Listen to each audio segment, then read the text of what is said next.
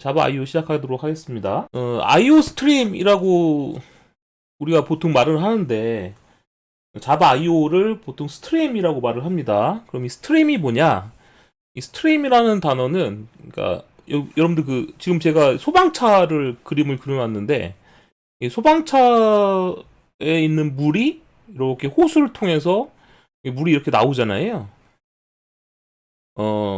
이렇게 물이 흘러가서 이렇게 물이 나오는 것처럼 이 스트림이라는 것은 바이트나 혹은 캐릭터의 흐름이다 이렇게 표현을 합니다. 바이트나 캐릭터의 흐름을 우리가 보통 IO 스트림이라고 표현을 해요. 이런 스트림에는 어떤 스트림이 있느냐? 바이트 단위 입출력과 관련된 스트림이 있어요. 그래서 가장 중요한 클래스 중에 인풋 스트림, 아웃풋 스트림이라는 게 있고, 이 인풋 스트림, 아웃풋 스트림은 추상 클래스입니다. 그래서 자바 IO에서 바이트 단위 입출력 클래스는 다 인풋 스트림과 아웃풋 스트림의 자손들이에요. 그리고 리더와 라이터라는 게 있는데 이 리더 라이터도 추상 클래스거든요. 그래서 이 리더 라이터는 이 문자 단위 입출력 클래스들은 다 이 리더 라이터의 후손이 됩니다. 그래서 여러분들께서 자바 IO에서 클래스 이름을 볼 때 인풋 스트림이 붙냐, 아웃풋 스트림이 붙냐, 리더가 붙냐, 라이터가 붙냐, 이 부분을 좀 잘 살펴보실 필요가 있어요. 이 자바 IO 패키지라고 있거든요. 근데 API에서 보면 자바 IO 패키지라는 걸 찾아보시면 여기 클래스 서머리가 있고요. 이 네 가지 클래스가 가장 중요합니다. 인풋 스트림, 아웃풋 스트림, 리더, 라이터.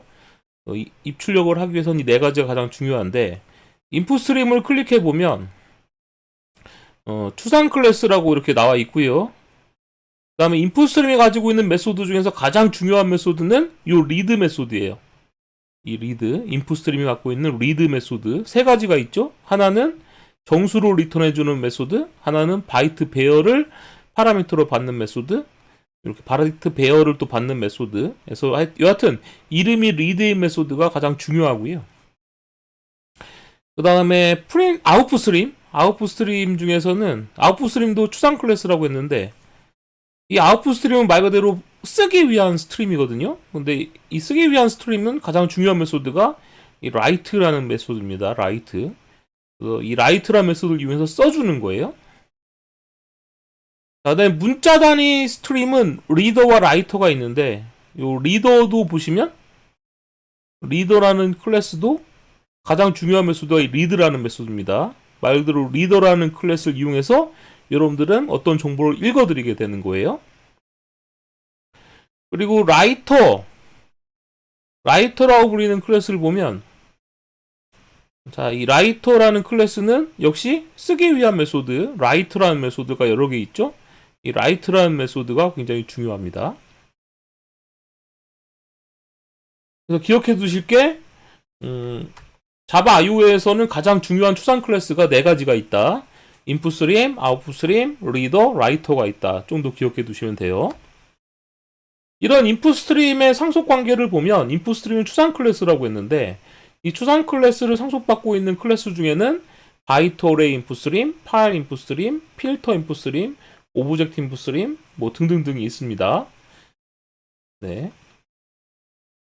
자, 이 중에서 이 파일 인풋 스트림은 인풋 스트림의 자식인데 이 파일 인풋 스트림을 이용하면 파일의 정보를 읽어드릴 수가 있어요. 바이트 어레이 인풋 스트림은 바이트 배열로부터 읽어드리는 스트림입니다. 이렇게 생각하시면 되고요. 나머지는 뭐 여러 가지 또 기능들이 갖고 있는 스트림들이 있습니다. 바이트 아웃풋 스트림은 쓰는 용도라고 했었죠. 그래서 아웃풋 스트림의 자식과 후손들에는 바이트 어레이 아웃풋 스트림, 파일 아웃풋 스트림 등등이 있어요. 만약 여러분들이 파일에다 뭔가 저장을 하고 싶다 이러시면 파일 아웃풋 스트림을 쓰시면 됩니다. 자, 문자 단위 스트림에는 이제 리더가 있고 리더를 상속받고 있는 애 중에는 버퍼드 리더, 캐릭터 어레이 리더, 뭐 필터 리더, 여기 보면 파일 리더 등도 있습니다. 근데 파일 리더는 리더를 상속받고 있는 인풋 스트림 리더, 인풋 스트림 리더를 상속받고 있는 파일 리더 이런 상속 관계가 있는 걸 알 수가 있죠. 앞에 나왔었던 이 파일 인풋 스트림은 바이트 단위로 읽어드리는 거라면 지금 여기 나와 있는 파일 리더는 문자 단위로 읽어드리는 거예요. 그래서 여러분들이 만약에 텍스트 파일을 읽어드리겠다라고 하시면 파일 리더를 사용하시는 거고, 바이너리 파일을 읽어드리겠다 하면 파일 인풋 스트림을 쓰시는 겁니다.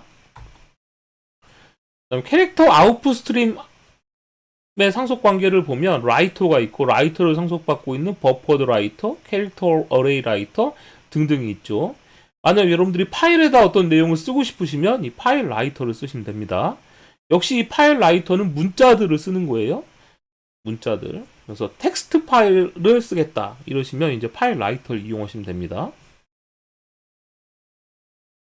지금 방금 나왔던 내용을 그림으로 표현하면 이런 형식이에요.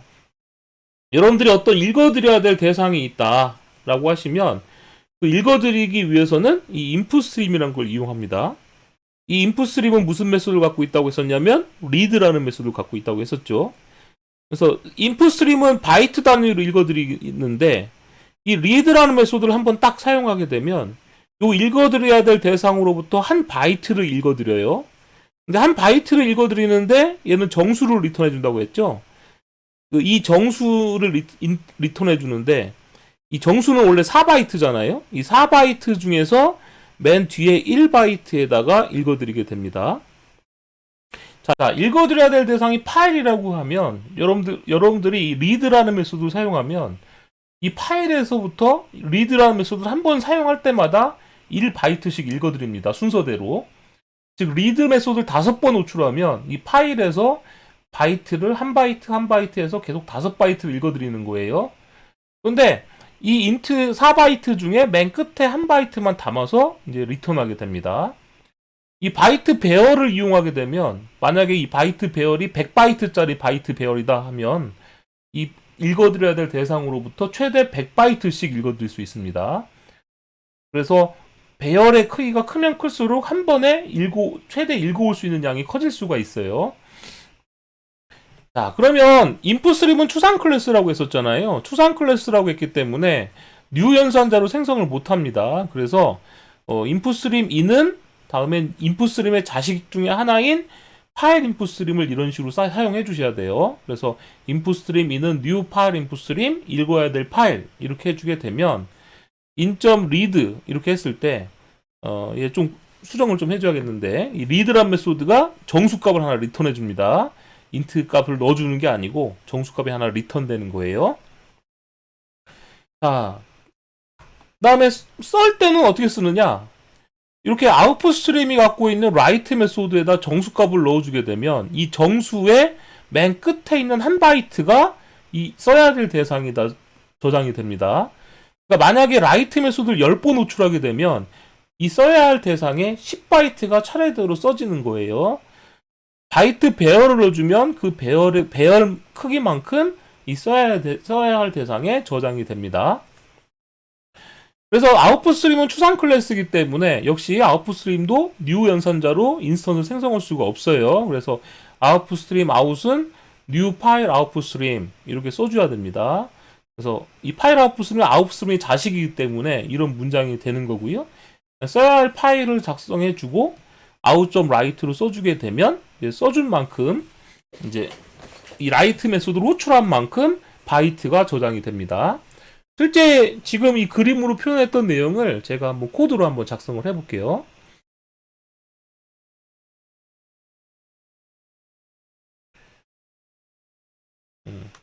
hello IO라고 할게요. hello IO 01 예제를 하나 만드는데 자, 익셉션 처리를 하지 않겠습니다. 그래서 throws exception이라고 해서 익셉션을 모두 처리하지 않을 때는 메인 메소드 뒤에다가 throws exception이라고 적어주면 되는 거고요. 자, 일단은 파일에다 쓸게요. 바이트를 쓸 텐데 어떻게 쓸 거냐? 쓰기 위해서는 output stream이 필요한 거예요. 그래서 out은 new file output stream 이라고 해줄 거고 파일명은 temp라는 폴더 밑에 hello io01.dat 이름으로 저장하도록 하겠습니다. 다음에 이렇게 스트림은 다 사용하고 나면 반드시 뭘 해주셔야 되냐면 close라는 걸 해주셔야 돼요. 자, 이렇게 해주면 output stream out은 new 파일 아웃풋 스트림이라고 해주게 되면 이 파일 아웃풋 스트림은 파일에다 쓰기 위한 스트림인데 그걸 사용하는 추상 클래스로 이제 레퍼런스 타입을 삼은 거죠. 이 상태에서 out.write 해주고 여기다가 이제 여러분들이 바이트를 써주게 바이트 값을 한 바이트 값을 저장할 수가 있는데 요게 정수값이 들어간다 했었죠. 그래서 만약에 숫자 1 이렇게 되면 어떻게 될까요? 자, 여러분들 1 정수 인트 형태로 숫자 1은 4바이트니까 0 0 0 0 넷 하나 둘 셋 넷 1바이트 하나 둘 셋 넷 하나 둘 셋 넷 그다음에 하나 둘 셋 넷 하나 둘 셋 넷 그다음에 하나 둘 셋 넷 하나 둘 셋 1 이렇게 이렇게 4바이트 형태가 된 거죠. 이게 0으로 8개 채워진 게 1바이트 0으로 8개 채워진 게 2바이트 0으로 8개 채워진 게 3바이트 0이고 나머지 1 이게 숫자 1이잖아요. 그래서 이 중에서 이렇게 이런 정수값을 저장해라 라이트 해라 라고 하면 맨 끝에 있는 요 1바이트만 파일에 저장이 됩니다. 맨 끝에 있는 1바이트만 저장돼요. 네, 또 다시 out.write 한 다음에 제가 이번엔 뭐 255를 저장하도록 해볼게요. 그러면 255라고 되어 있는 값이 하나 저장이 되겠죠. 정수값에 이 정수 중에서 255가 채워지는 것 값이 저장될 테고 out.write에서 이제 0 하면 이제 0은 몽땅 다 0으로 채워져 있는 값이겠죠. 자, 이렇게 이제 어떻게 됩니까? 파일이 저장이 됩니다. 실제 한번 저장해 보겠습니다. 자, 실행을 해보면 이제 뭐 출력하는 거는 파일에다 출력했기 때문에 아무런 내용이 출력되지 않고 화면에는 아무런 값이 출력되지 않고 있고요. 실제로 이제 ls-tmp 밑에 hello io01.dat 해보면 몇 바이트짜리 파일이 만들어졌냐면 3바이트짜리 파일이 만들어진 걸 볼 수 있습니다. 그러면 이 파일에 진짜 어떻게 데이터가 저장됐는지 궁금하다 이러시면 보통 이렇게 바이너리 파일을 열어볼 때는 헥사 에디터라는 게 많이 사용하거든요. 헥사 에디터. 그래서 한번 웹에서 웹 헥스 에디터 이렇게 한번 찾아보면 이런 사이트가 있네요. 헥스 에디터. URL이 멋있는데요. 이렇게 hexed.it라는 곳에 헥사 에디터가 있는데 파일 열기를 해가지고 제가 템프 폴더 밑에 템프 폴더가 지금 여기서 바로 접근할 수가 없는 것 같아서 일단 이 파일을 복사 좀 할게요. 템프 밑에 hello io01.date를 홈 디렉토리 밑에다가 잠깐 복사를 하겠습니다. 그러면 제 홈 디렉토리 밑에 여기 파일이 있거든요. 이걸 열어보면 자, 지금 보면 이제 16진수로 이렇게 보여지는 걸 알 수 있죠. 제가 어떤 값을 저장했었냐면 어떤 값을 저장했어요? 1, 255, 0이죠. 그러면 1은 지금 보니까 16진수로 01이 들어간 거고 그 다음에 얘는 255는 16진수로 어떻게 들어간 거예요? 몽땅 다 1로 채워져 있으니까 FF 값이 된 거고 그 다음에 0은 00이 이렇게 들어간 걸 알 수가 있습니다. 그리고 이제 파일의 끝이죠. 파일의 끝. 그래서 01, FF, 00이 들어간 걸 알 수 있어요. 자, 그러면 읽어드리는 예제도 한번 작성을 해볼게요.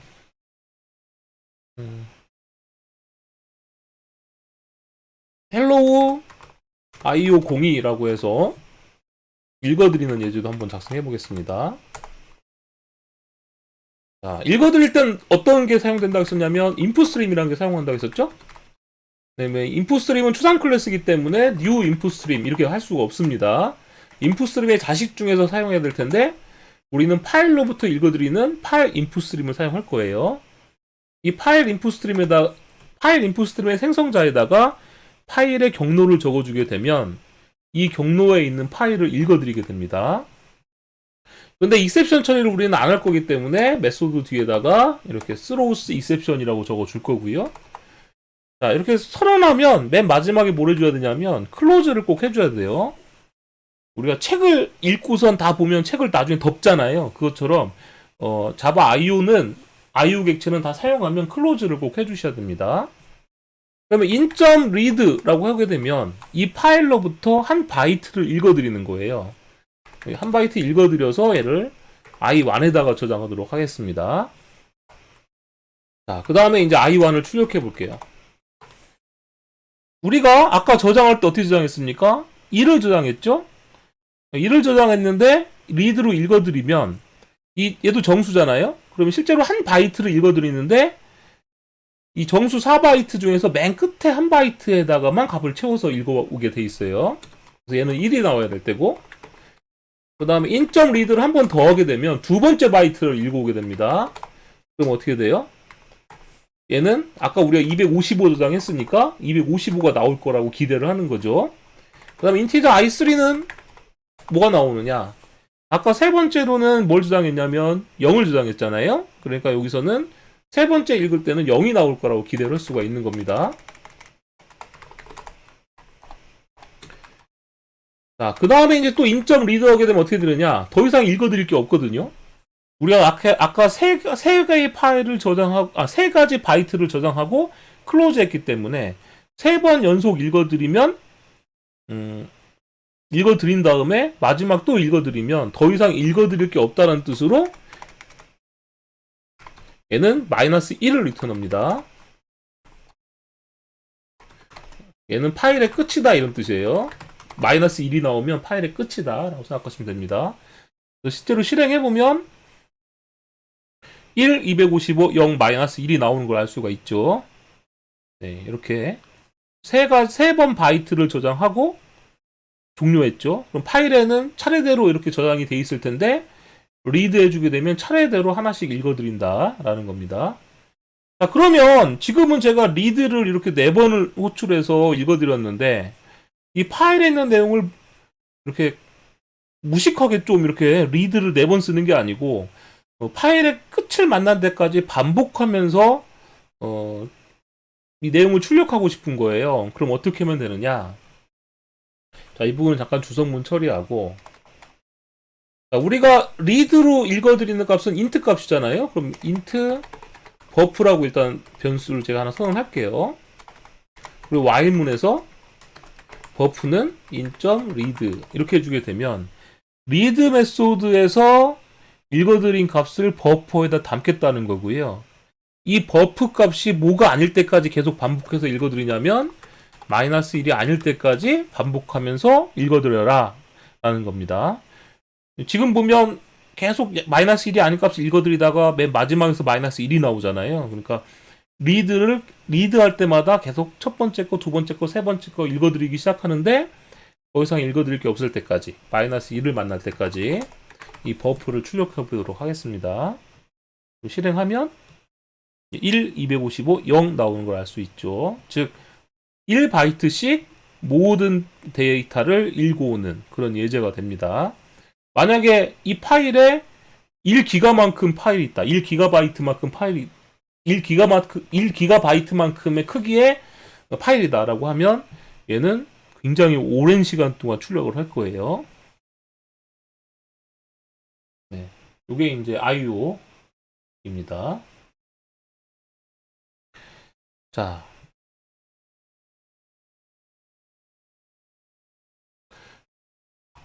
자, 이번엔 리더와 라이터인데요. 리더는 추상 클래스라고 했었거든요. 이 리더라는 것도 이용해 주게 되면 읽어드려야 될 대상으로부터 읽어드리게 됩니다. 읽어드리는데 얘는 이제 인트 값이잖아요. 리더는 문자 단위로 읽어드린다고 했는데 한 개의 문자는 2바이트를 차지합니다. 그래서 리드 메소드를 사용하게 되면 이 정수값 중에서 맨 끝에 2바이트에다 값을 채워서 리턴해줘요. 그러니까 만약에 읽어드려야 될 대상이 10바이트짜리 파일이다. 10바이트짜리 파일이면 리드 메소드를 5번 하면 다 읽어드릴 수 있겠죠.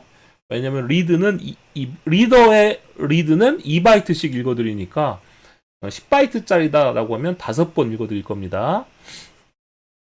문자 단위로 읽어드린다 이렇게 생각하시면 됩니다. 그리고 여기 제가 잘못 썼는데 캐릭터 배열을 쓰게 되면 캐릭터 배열 단위로 이렇게 읽어드릴 수가 있어요. 자, 라이터는 쓰기 위한 건데 write에 int 값을 넣어줬잖아요. 그러면 이 정수의 끝에 있는 2바이트를 써야 될 대상에다 써줍니다. 바이트, 여기도 캐릭터 배열인데, 캐릭터 배열을 넣어주면 그 캐릭터 배열만큼 써야 될 대상에다 써줍니다. 자, 그러면 이 리더나 라이터나 추상 클래스이기 때문에 뉴 리더 이렇게 할 수가 없거든요. 리더의 자손 중에서 이렇게 뒤에 나와야 됩니다. 그래서 리더 2는 뉴 파일 리더, 이렇게 리더의 자식이 나올 수가 있고, 파일 리더는 이 생성자에 읽어야 될 대상이 이렇게 들어오게 돼 있어요. 그래서 읽어드려야 될 파일이 들어오게 되면 그 파일로부터 하나씩 읽어드립니다. 자, 여러분들께서 IO 객체를 이렇게 공부하실 때 생성자가 굉장히 중요한데, 이 생성자에 뭐가 들어오느냐에 따라서 보통 이 생성자로부터 읽어드리게 됩니다. 그러니까 파일 리더는 이 생성자에 들어온 것을 읽은다. 다른 리더도 마찬가지예요. 다른 리더도 생성자에 들어온 거를 생성자에 뭐가 들어오냐에 따라서 거기서부터 읽어드립니다. 즉 생성자에 들어오는 값이 읽어드려야 될 대상이다. 이렇게 보시면 되고, 라이터는 추상 클래스이기 때문에 뉴 라이터 못한다고 했죠. 그래서 라이터의 자손 중에 하나인 뉴 파일 라이터가 이렇게 나오게 된 거고, 이 라이터도 생성자에다 어떤 값을 넣어줄 수가 있는데, 이 라이터나 아웃풋 스트림은 생성자에 들어온 곳에다가 써주게 됩니다. 그래서 여기 써야 할 대상이 이 생성자에 들어온 내용이 되는 거예요. 자, 그러면 리더와 라이터를 이용한 예제를 한번 작성해 보도록 할게요. hello io03이라고 해서 먼저 쓰는 것부터 한번 해보겠습니다. 역시 익셉션 처리를 안 해주기 위해서 메인 메소드 뒤에다가 throws exception이라고 할게요. 예제니까 이렇게 메인 메소드 뒤에다 throws exception이라고 하는 거지, 현업에서는 이렇게 작성하지 않습니다. 익셉션 처리는 굉장히 잘해줘야 되는 거예요. 무시하면 안 됩니다. 자, 리더. 자, 리더 2는 얘는 리더는 자바 IO 패키지이기 때문에 임포트 클래스를 해주셔야 되고요. 뉴 파일 리더. 죄송합니다. 라이터부터 하기로 했었죠. 먼저 쓰는 것부터 해보도록 할게요.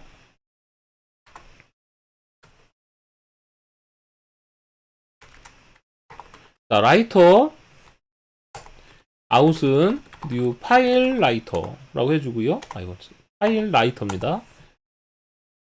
파일 라이터부터 해주고, 파일 라이터 안에다가 뭘로 줄 거냐? 템프 밑에 hello.text라고 할게요. 자, 그 다음에 out.write 해주는데, 여기다 정수값을 넣어줘야 되거든요. 정수값을 넣어주는데, 제가 문자 A를 정수로 형변환해서 집어넣을게요.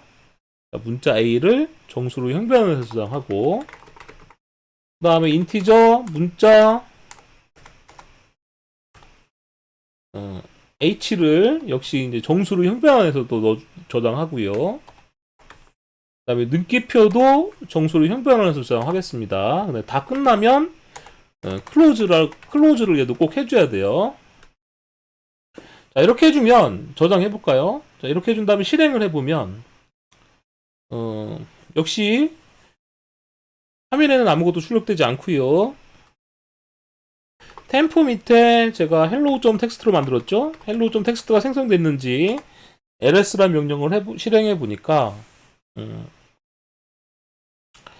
자, 지금 보면 자, 제가 보세요. tmp 밑에 hello.text 해보면 이렇게 AH 느낌표가 출력됐죠?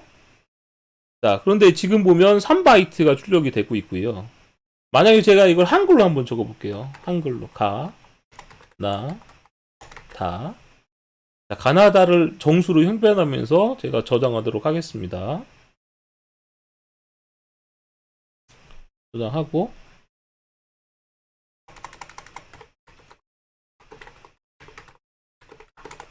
텍스트 해보면 어떻게 되어 있습니까? 9바이트가 저장됐죠, 여러분들. 이 부분이 좀 여러분들께서 좀 생소할 수가 있는데, 이 JDK 버전마다 좀 틀린 것 같은데, 11버전에서는 아스키 코드 관련된 것은 그대로 1바이트씩 저장되고 있는 걸 알 수가 있고요. 한글 같은 경우에는 지금 보니까 3바이트씩 저장되고 있습니다. 자, 그럼 왜 그러냐면, 우리가 이제 자바는 유니코드를 사용한다고 했었잖아요. 근데 유니코드도 종류가 여러 개가 있어요. 자, 유니코드도 종류가 여러 개 있습니다. 인터넷에서 이렇게 한번 검색을 해볼게요. 한글 유니코드 3바이트 라고 이렇게 저장을 해보시면 유니코드도 여러 개가 있어서 여기 보시고 검색해보면 2바이트를 사용해서 한글 표현을 할 수도 있고 3바이트를 사용해서도 한글이 저장될 수 있다. 이런 말들이 나와 있죠. 그래서 유니코드별로 틀리다.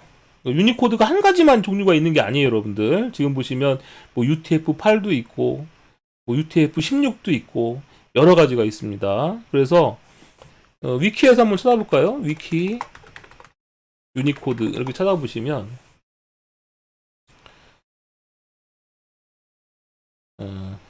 이거 나무 위키인가요? 네.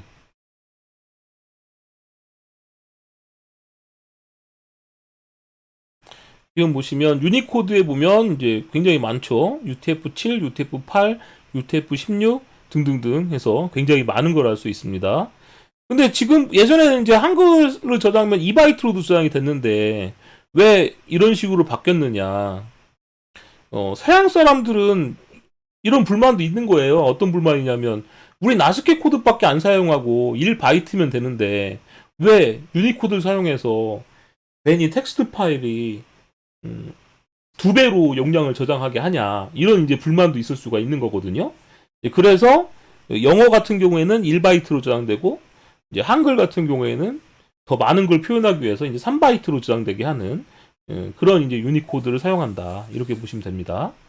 그래서 2바이트씩 저장한다라고 생각하셔도 되는데 이제 지금은 3바이트씩 저장된다 이렇게 이해하시면 되겠네요.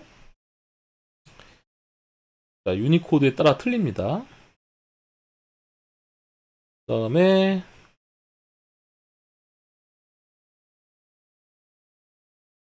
헬로우 IO04라고 해서 제가 클래스를 하나 만들어 볼게요. 역시 익셉션 처리를 하지 않기 위해서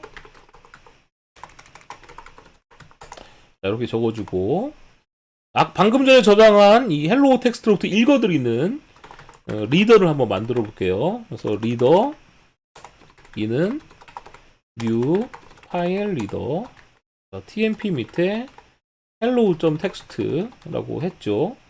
그럼 제가 지금 무슨 글자를 지금 제가 저장했냐면 이제 아까 가나다를 저장했잖아요. 그러면 읽어드릴 때 int.read 하게 되면 정수를 하나 리턴하게 됩니다. int ch1은 정수를 하나 리턴하게 돼요. 그래서 출력을 할 때는 얘를 정수를 형변환해서 출력을 해보도록 하겠습니다. 그럼 얘가 가가 출력돼야 되는 거고 그 다음에 이제 캐릭터 다시 하나 또 읽어드릴게요. 인티저 ch2는 in.read 한 번 더 읽어서 역시 ch2도 문자로 변환해서 출력해주고 in.read에서 읽어오는데 역시 캐릭터로 형변환해서 출력을 해보겠습니다. 그 다음에 하나 또 읽어오면 어떻게 될까요? 우리가 글자 3개를 저장했는데 한 번 더 읽어오면 어떻게 되느냐? 일단 ch4는 그냥 그대로 출력을 해볼게요. 실행해보면 다 사용하면 리더나 라이터나 다 사용하면 반드시 클로즈 해줘야 한다 했었죠? 이렇게 해서 실행을 해봅시다. 실행을 하면 가나다 -1이 나오는 걸 알 수가 있죠. 만약에 이렇게 되면 어떻게 될까요? 이거 가가 아니라 문자 A 그 다음에 한글 다 이렇게 출력하면 몇 바이트가 저장될까요? 실행해보면 템프 밑에 hello.txt 이렇게 열어봤더니 7바이트가 저장됐죠? 영어는 1바이트, 한글은 3바이트씩 해서 7바이트가 저장됐습니다. 그럼 실제로 이렇게 읽어오면 어떻게 될까요? 저장하면 A 다 하고 파일의 끝을 만나게 되면 얘는 -1을 리턴해주기 때문에 클로즈가 됩니다. 그럼 아까처럼 이 파일, 텍스트 파일에 있는 모든 내용을 읽어가서 출력하라 이렇게 하면 어떻게 하면 되냐면 인티저 ch는 -1이라고 일단 선언해주고 while ch는 인점 read 해주게 되면 자, 읽어드린 것을 정수에다 넣어주죠. ch에다가 이게 뭐가 아닐 때까지 -1이 아닐 때까지 반복해라 라고 해주면 되고요. 얘는 정수로 읽어드렸는데 실제로는 문자잖아요. 그 문자를 처리하기 위해서 캐릭터로 형변환을 해서 출력을 해라 라고 하면 파일의 끝까지 읽어드리면서 한 번에 이렇게 A나 다 라고 출력을 하는 걸 알 수가 있습니다. 네. 자, 요게 이제 뭐다? 한 문자 단위로 읽어서 문자 단위로 쓰는 그런 예제다 라고 생각하시면 됩니다. 네, 여러분들 무슨 얘기하고 있어요? 제가 채팅창을 잘 안 봐가지고.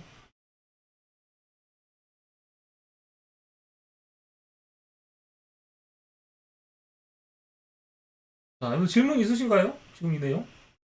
좀 나아요? 한 번 더 들으니까? 아이오가 설명하기가 좀 힘들어요. 여러분들 어떻게 설명을 해야 되지? 저도 고민하고 있는데.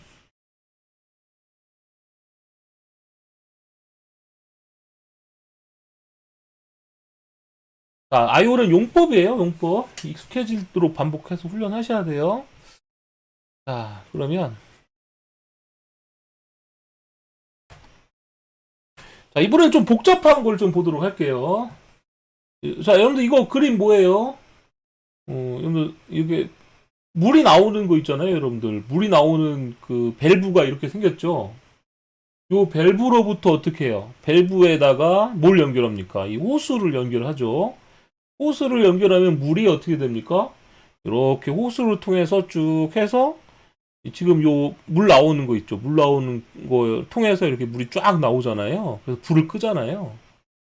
자, 이게 뭐예요? 이 부분이 읽어드려야 될 대상이 되는 거고, 읽어드릴 대상을 어떻게 합니까? 변환을 해주는 거죠. 이렇게 지금, 호스로 이렇게 변환을 해주는 겁니다. 일종의 파이프 같은 역할을 해주는 겁니다. 그리고 얘는 물을 아주 강력하게 쏘기 위해서 이제 또 변환을 해주는 거죠. 자, 이런 것처럼 자바 IO는 이렇게 다양하게 연결을 할 수 있도록 돼 있는 거예요. 그래서 아까 이게 파일이라고 하면 읽어드려야 될 대상이 파일이다 라고 하면 이 파일을 읽어드리는 스트림이 뭐냐면 아까 제가 파일 인풋 스트림이라고 했단 말이에요. 이 파일 인풋 스트림은 무슨 메소드를 갖고 있느냐? 이렇게 read라는 메소드를 갖고 있습니다. 그래서 read라는 메소드를 통해서 읽어드린다고 했는데 그 중에서 우리가 IO를 다룰 때 이런 IO도 있거든, IO 스트림도 있거든요. 인풋 스트림 리더라는 게 있어요. 이 리더라는 거는 리더로 끝나는 건 다 문자 단위인데 지금 가로 안에 생성자의 이게 인풋 스트림 리더 생성자인데 생성자 안에 보면 뭐가 들어오냐면 인풋 스트림이 들어오도록 돼 있거든요. 자, 그럼 이건 어떻게 되느냐? 이 인풋 스트림을 통해서 읽어드리겠다는 뜻이에요. 이 인풋 스트림 리더는 이 가로 안에 들어온 인풋 스트림을 통해서 읽어드린다. 그럼 이 인풋 스트림 리더는 무슨 메소드를 갖고 있느냐? 문자를 리턴해주는 리드 메소드를 갖고 있거든요. 그래서 만약에 이 문자를 읽어오는 이 리드 메소드를 사용하게 되면 이 인풋 스트림 리더에 들어온 요 인풋 스트림 있죠. 인풋 스트림 리더에 들어온 인풋 스트림의 리드 메소드를 내부적으로 사용하게 됩니다. 즉 얘가 리드로 읽어와 라고 하면 2바이트를 읽어오는데 2바이트 읽어온다는 건 무슨 얘기예요? 내부적으로 지금 이 안에 들어온 인풋 스트림의 리드 메소드를 2번 호출하게 되겠죠. 나는 얘 한 번 호출하면 내부적으로 지금 이 안에 들어온 인풋 스트림을 2번 호출하게 됩니다. 그럼 2번 호출하게 되면 얘는 읽어드려야 될 대상을 2번 읽어오는 거예요. 즉 얘를 한 번 호출해주게 되면 파일로부터 2바이트가 읽어드려서 문자로 변환돼서 2바이트가 딱 나오는 거죠. 근데 이 버퍼드 리더라는 건 뭐냐면 내부적으로 버퍼를 말 그대로 갖고 있어요. 그래서 근데 얘가 무슨 메소드를 갖고 있냐면 리드 라인이라고 해서 한 줄 읽어오는 메소드를 갖고 있는데 버퍼드 리더는 생성자의 리더를 받아들이거든요. 아까 제가 뭐라고 했어요? IO 스트림은 생성자에 들어온 것을 통해서 읽어드린다고 했었죠. 그래서 리드 라인을 호출하게 되면 얘는 내부적으로 생성자 안에 들어온 리더의 리드 메소드를 호출합니다. 즉 리드 라인을 호출해주게 되면 한 줄을 입력받기 위해서 계속 얘가 내부적으로 리드 메소드 막 호출하는 거예요. 리드 메소드 호출해서 언제까지 호출해요? 한 줄이 채워질 때까지 호출을 하고 한 줄이 채워지면 그때 문자를 리턴해주게 됩니다. 그러니까 한 줄을 입력받기 위해서 계속 호출해주니까 어떻게 되는 거예요? 얘가 계속 호출될 테고 얘는 내부적으로 연결된 얘를 계속 호출해줄 테고 얘는 또 파일로부터 계속 호출하게 되겠죠. 그래서 이 메소드 하나 호출하게 되면 인풋스트림 리더의 메소드가 계속 호출되고 인풋스트림 리더는 이 파일 인풋스트림의 메소드를 계속 호출하고 파일 인풋스트림은 파일로부터 읽어드리게 됩니다. 자, 이런 식으로 연결해서 우리가 IO를 굉장히 다양하게 쓰일 수가 있어요. 자, 그러면 파일로부터 한 줄 입력받는 건 이렇게 된다면 쓸 땐 또 어떻게 될까요? 역시 쓸 때는 만약에 프린터 라이터라는 게 있거든요. 프린터 라이터라는 걸 이용해서 써줍니다. 그거는 코드를 통해서 제가 알아볼게요.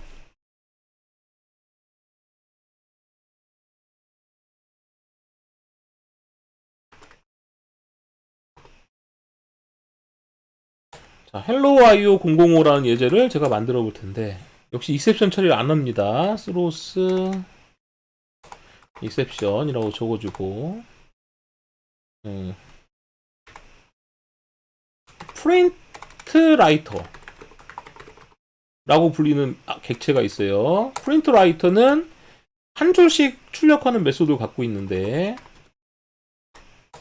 자, new print write 해줄게요. new print write 해주게 되면 얘는 파라미터가 뭐가 들어오느냐? 라이터가 받아들이거든요. 근데 라이터 중에 뭐가 있냐면 output stream writer라는 게 있습니다. output stream writer는 뭘 파라미터로 받아들이냐면 output stream을 받아들이는데 output stream은 추상 클래스를 했잖아요. 그래서 추상 클래스의 자식인 new file output stream, file output stream을 받아들일 수 있어요. 그리고 제가 여기다가 템프 밑에 my.text라고 적어볼게요. 이렇게 되면 어떻게 되느냐? 맨 마지막에는 아웃 클로즈 해줘야 되는데 자, 이 부분만 볼게요. 파일 아웃풋 스트림은 무슨 메소드를 갖고 있다? 파일 아웃풋 스트림은 write라는 메소드를 갖고 있습니다. 그래서 정수를 하나 받아들이는데 아까 제가 뭐라고 했어요? 파일 아웃풋 스트림은 write 메소드를 갖고 있는데 정수를 넣어주게 되면 이 중에서 맨 끝에 있는 한 바이트만 저장한다 이라고 했었죠. int의 마지막 바이트만 저장하는 메소드를 갖고 있는 거예요. 근데 이런 파일 아웃풋 스트림은 누구한테 쓰는 거예요? 파일 아웃풋 스트림은 템프 밑에 생성자로 들어온 my.text에 저장하는 거죠. 근데 이러한 파일 아웃풋 스트림 인스턴스를 누가 받아들였습니까? 아웃풋 스트림 라이터가 받았단 말이에요. 아웃풋 스트림 라이터는 라이터이기 때문에 자, 아웃풋 스트림 라이터는 무슨 메소드를 갖고 있느냐? 라이트 메소드를 갖고 있는데 인트를 받아들여요. 얘는 라이터이기 때문에 인트의 마지막 얘는 문자죠. 인트의 끝부분 문자를 저장합니다. 근데 아웃풋 스트림 라이터는 지금 누구를 통해서 저장해요? 생성자라 들어온 아웃풋 스트림 라이터 생성자에 들어온 아웃풋 스트림의 라이트 메소드를 이용하여 쓴다라는 거죠. 즉 우리가 이 아웃풋 스트림 라이터를 사용한다는 것은 얘가 지금 생성자에 들어온 이 파일 아웃풋 스트림의 라이트를 이용해서 계속 쓰게 되는 거예요. 그다음 프린트 라이터는 뭐냐? 프린트 라이터는 프린트 ln이라는 메소드를 갖고 있거든요. 프린트 ln 그다음에 문자열 이래서 뭐 해줍니까? 문자열을 출력합니다. 근데 프린트 라이터는 지금 보니까 프린트 라이터는 생성자에 누가 들어와요? 프린트 라이터는 생성자에 들어온 라이터인데 지금 누구예요? 아웃풋 스트림 라이터의 라이트 메소드를 이용하여 씁니다. 그러니까 이 프린터 라이터라는 인스턴스를 제가 만들었는데 이 프린터 라이터는 가로 안에 들어가 있는 아웃풋 스트림 라이터를 이용해서 쓰고 아웃풋 스트림 라이터는 가로 안에 들어와 있는 파일 아웃풋 스트림을 통해서 쓰는 거예요. 그래서 제가 out.println으로 hello world 느낌표라고 해주게 되면 이 println이 호출될 때마다 내부적으로 어떻게 된다는 거예요. 프린트 라이터에 println이 호출되면 이 println 메소드는 내부적으로 자신의 생성자에 들어온 아웃풋 스트림 라이터의 라이트를 이용해서 이 헬로우를 쓰는 거고, 아웃풋 스트림 라이터는 내부적으로 들어온 파일 아웃풋 스트림의 라이터를 통해서 또 써주게 돼서 결국 my.txt에 저장이 됩니다. 실행을 해보면 ls-la에서 tmp 밑에 my.txt 파일을 볼게요. 그럼 17바이트가 저장되어 있고 cat 명령으로 제가 my.txt에 어떤 내용이 저장되어 있는지 보니까 hello world 느낌표가 저장되는 거 알 수 있네요. 월드가 오타 냈네요. 네. 그 다음에 이제 hello 그 다음 예제를 한번 제가 작성해 볼게요. 이번엔 쓰는 거 말고 읽어드리는 거.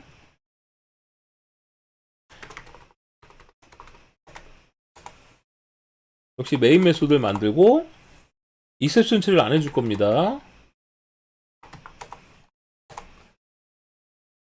자, 읽어드릴 때는 한 줄씩 입력받을 건데, 한 줄씩 입력받는 메소드는 버퍼드 리더라는 애가 갖고 있거든요. 그래서 버퍼드 리더, new 버퍼드 리더. 자, 여기다 new input stream 리더. 이 안에다가 new file input stream 해서 템프 밑에 my.txt 이렇게 적어 볼게요. 그리고 in.close 해보겠습니다. 이번에 직접 코드를 작성해 볼게요. in line 1은 in.read line. 그러면 첫 번째 라인 읽어온 건 뭐겠어요? 얘는 hello 읽어올 테고, line 2는 in.read line 해주게 되면 얘는 world를 갖고 올 테고, string line 3를 읽어오면 느낌표를 읽어오게 됩니다. 근데 또 읽어오면 더 이상 읽을 게 없으면 얘는 널이 나와요. 그래서 실제로 출력을 해보면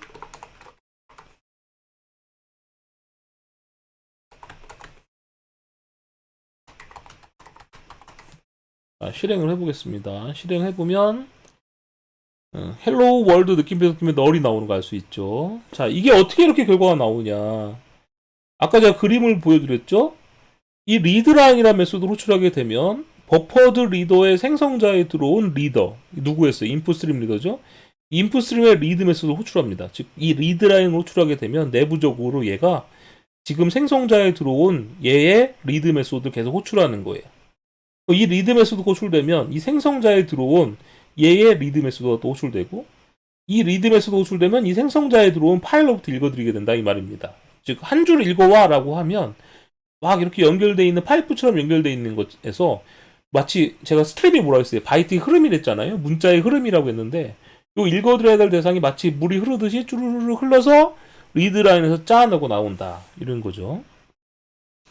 자, 그러면 이거를 이렇게 리드라인을 여러 줄 쓰는 게 아니라 한 번에 이게 만약에 만 줄이 있다 하면은 만 번 리드라인을 여러분들이 직접 적을 수는 없잖아요. 그래서 이거 어떻게 해주면 되느냐. 스트링 라인은 널이라고 일단 선언해주고 while 라인은 in.readline 해주면, 자, 한 줄 읽어드린 걸 라인에다 넣어주죠. 이게 언제까지예요? 널이 아닐 때까지 반복하면서 라인을 출력해라 라고 하면, 실행하면 헬로우 월드 느낌표 이렇게 나오는 거 알 수가 있습니다. 자, 이런 식으로 스트림 객체들을 연결한다. 그러면 이제 그런 생각이 드실 거예요. 아니, 버퍼드 리더에다 인풋 스트림 리더를 넣고 인풋 스트림 리더에다 파일 인풋 스트림을 집어넣는 건 어떻게 알죠? 이런 생각이 드실 수 있는데, 여러분들 레고 아시죠? 레고.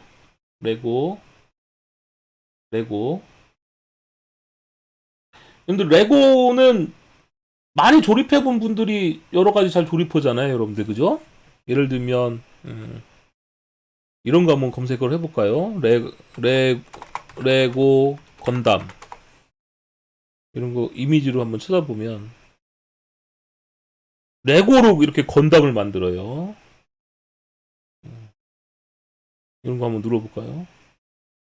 레고로 이렇게 건담을 만들어요. 레고 마징가. 이렇게 해보면, 네. 이 레고로 마징가를 만들어요. 누군가는 레고로 아주 간단한 것도 만들기 힘든 분도 있을 텐데 어떤 분들은 이렇게 레고로 마징가까지 만들 수가 있죠. 왜 그럴까요?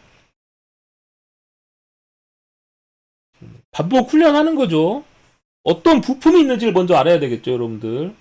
레고로 뭔가를 만들려면 떤 부품이 레고 부품이 어떤 게 있는지를 알아야 이 부분은 이 레고를 쓰면 좋을 걸, 이 부분은 저 레고를 쓰면 좋을 걸 이렇게 생각을 할 수가 있잖아요. 즉 첫 번째로는 어떤 부품이 있는지를 아셔야 됩니다. 그리고 그 부품들을 어떻게 조합해야 될까라는 많은 훈련이 있어야 되죠.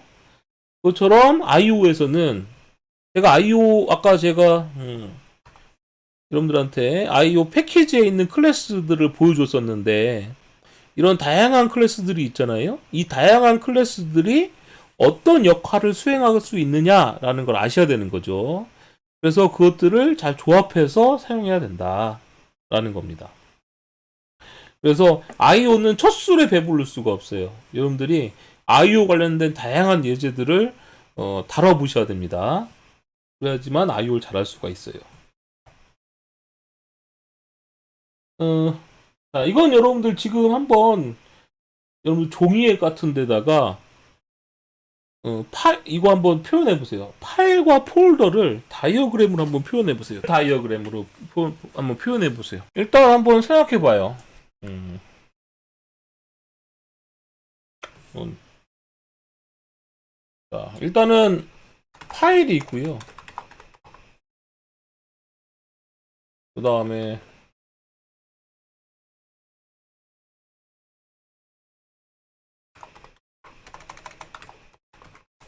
폴더가 있다면 파일과 아이고 이거 메소드를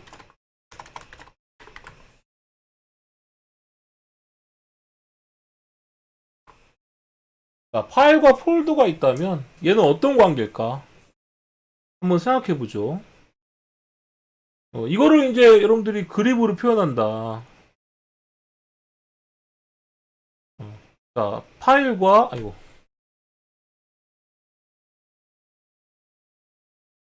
폴더를 그립으로 표현한다면 어떻게 됩니까? 파일 폴더가 있죠. 폴더는 뭘 가질 수 있어요? 파일을 가질 수가 있죠, 여러분들. 가질 때는 이렇게 표현을 합니다. 보통 실선으로 표현하는데 이렇게 마름모 형태로 되면 어떻게 되는 거냐면 폴더 쪽에서 파일을 가진다 이렇게 생각하시면 돼요. 아니면 실선으로 표현해도 되거든요. 실선으로. 실선으로 표현해도 되고 그 다음에 가진다라는 걸 좀 강하게 표시하려면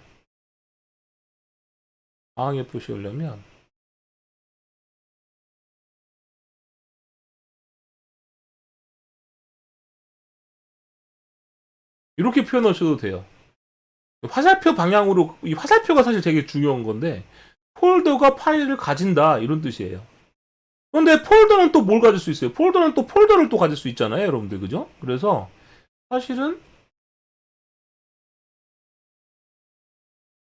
이렇게 표현할 수도 있고 화살표가 이렇게 갈 수도 있어요. 자, 이런 식으로 이제 파일과 폴더를 표현할 수가 있습니다. 자, 파일과 폴더를 표현할 수가 있어요.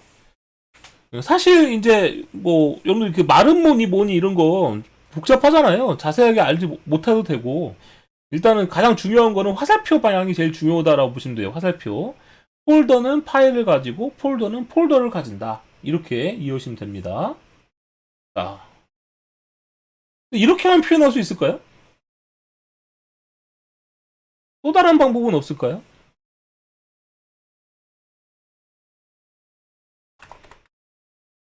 파일이 있고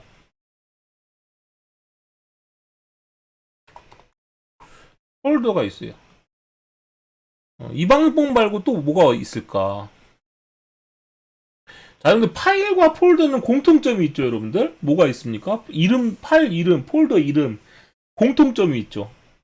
이 공통점을 뽑을 수도 있는 거예요. 공통점인 걸 뽑아서 제가 노드라고 해볼게요. 노드인데 이탈릭처를 표현하면 추상 클래스를 나타내거든요. 노드라는 추상 클래스를 만들고 이 노드도 파일을 상속받고 폴더는 노드를 이렇게 상속받도록 해볼게요. 자, 그러면 어때요? 공통적인 걸 노드가 갖도록 하고, 추상 클래스로 갖도록 하고, 그 공통적인 걸 파일과 폴더가 물려받게 할 수 있겠죠, 여러분들. 그죠? 자, 이 상태에서,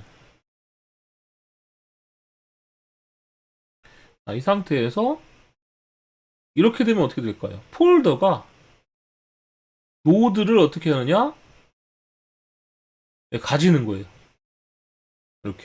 이렇게 표현하면 어떻게 될까요, 여러분들? 이렇게 표현하면. 폴더가 노드를 가진다라고 돼 있잖아요? 근데 노드는 추상 클래스예요. 그럼 노드가 추상 클래스라는 건 노드는 인스턴스가 될 수 있어요, 없어요? 노드는 추상 클래스니까 인스턴스가 될 수가 없죠, 여러분들. 그죠? 이 말은 무슨 얘기냐면 폴더가 노드를 가진다는 건 노드의 자손들을 가질 수 있다는 뜻이에요. 노드의 자손들. 즉, 이 그림도 뭘 표현하는 거예요?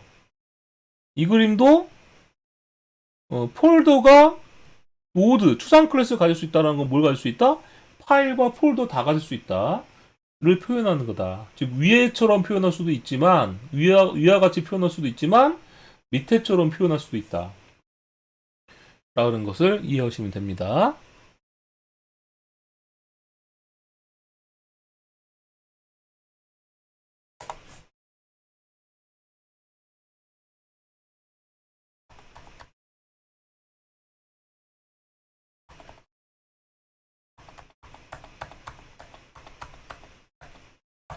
자, 그래서 이걸 우린 뭐라고 말하느냐. 이런 형식으로 표현하는 것을. 지금은 여기 인터페이스로 표현했는데요.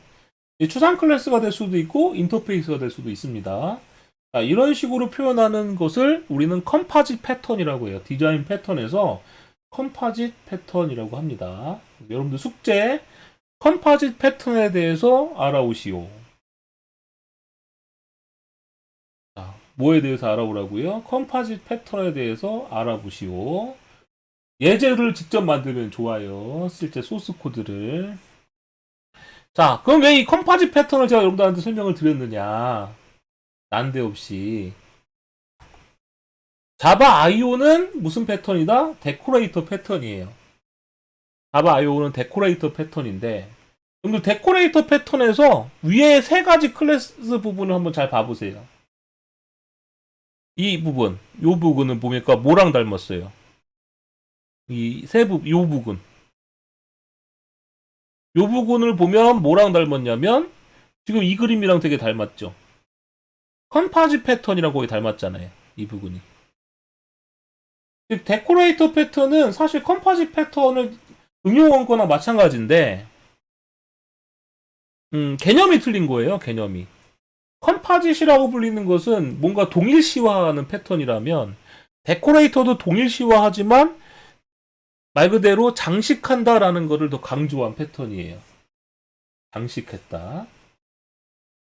그래서 여러분들 한번 이 데코레이터 패턴도 한번 숙제로 한번 제가 낼 텐데 데코레이터 패턴을 한번 숙제를 한번 해오시냐면 케이크와 관련된 것을 데코레이터 패턴으로 한번 표현해 보세요. 예를 들면 얘는 빵이고 빵, 얘는 크림 데코레이터를 상속받고 있는 또 뭐가 있을 수 있을까요? 초코 크림 데코레이터, 딸기 크림 데코레이터 이런 식으로 케이크를 한번 데코레이터 패턴으로 한번 표현을 한번 해보세요. 그러니까 데코레이터 패턴이 뭔지 한번 조사해 보시고 테이크를 한번 데코레이터 패턴으로 구현해봐라 라는 겁니다. 두 가지 패턴 한번 익혀보세요. 하나는 컴파짓, 하나는 데코레이터. 왜냐면 자바 IO가 뭐로 돼 있다? 데코레이터 패턴으로 돼 있습니다.